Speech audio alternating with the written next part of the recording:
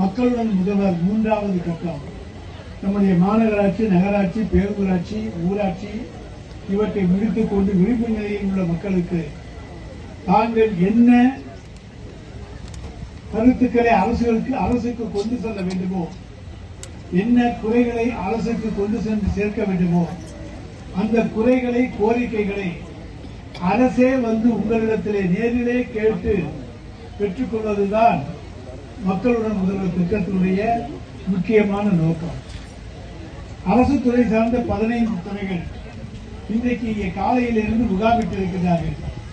உங்களுக்கு கூட ஒரு சந்தேகம் வரலாம், மாவட்ட ஆட்சித்தலைவர் அலுவலகத்தில் ஒரு பகுதி இங்கே வந்துவிட்டதோ என்று. அந்த அளவுக்கு எல்லா துறையைச் சேர்ந்த அதிகாரிகளும் இங்கே வந்திருக்கிறார்கள்.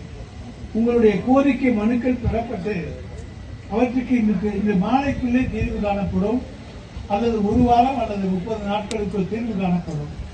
அப்படி தீர்வு காணப்படாவிட்டால், இதுவரைக்கும் வாங்கின மனு வாங்கினதாக இருந்தது அந்த காலம், தீர்வு காண முடியாவிட்டால் என்ன காரணத்துக்காக தீர்வு காணப்படவில்லை என்பதும் உங்களுக்கு தெரிவிக்கப்படும்.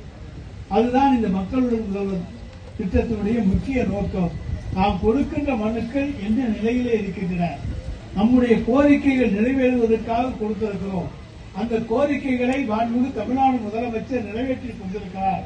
இல்லை என்று சொன்னால் அதற்கான காரணங்கள், ஏற்றுக்கொள்ளக்கூடிய காரணங்களை கூறியிருக்கிறார். எனவே மாற்று வழியை நாம் காண வேண்டும் என்கின்ற அந்த வழியையும் உங்களுக்கு காண்பிப்பதுதான் இந்த மக்களுடைய முதல்வர் முகாமுடைய நோக்கம்.